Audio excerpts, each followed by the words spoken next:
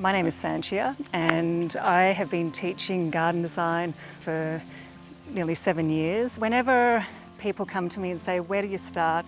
I always say, sit outside, drink cups of tea in your backyard or your front yard and just observe. So you're looking at which areas get the sort of hot afternoon sun, which areas have the cooler morning sun, and just identifying these areas in your garden is really sort of helping you narrow down which plants can go into your garden. So when I meet with clients, often I ask them to get a sheet of paper and just write down everything that they would love in a garden. You might want a frog bog or a space to sit on a sort of sunny day. So write it all down, and then what we do is draw a mud map.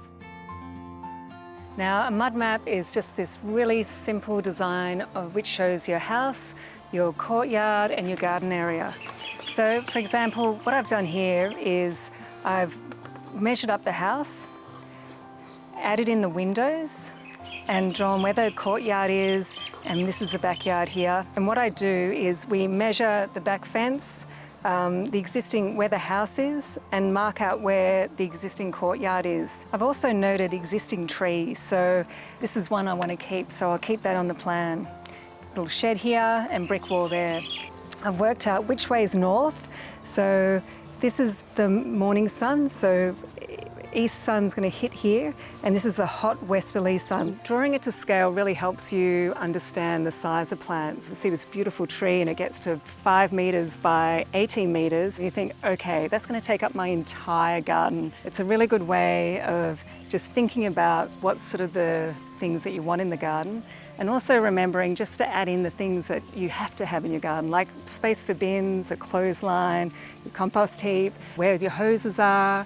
I think about designing and creating a garden in stages, so I don't want to just think, all right, I've got to do it all at once. I'll just work on those areas that I can see outside my window or the areas that I hang out in. So some people work really well on paper, but other people just need to get out in the garden. And this is where we grab a hose and we get out in the garden and we use the hose to create curves or straight lines.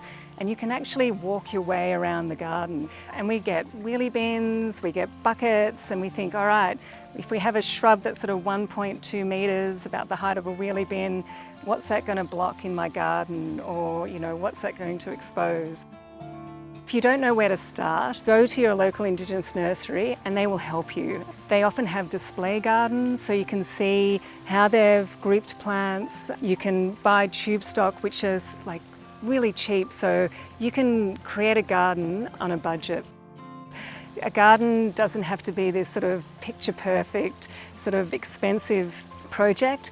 Some of the most beautiful gardens I've visited are people who have bought tube stock from your local Indigenous nursery and then just used found objects, and someone's cut down a tree and you bring a log home and that's a lizard habitat. You don't finish a garden in a weekend.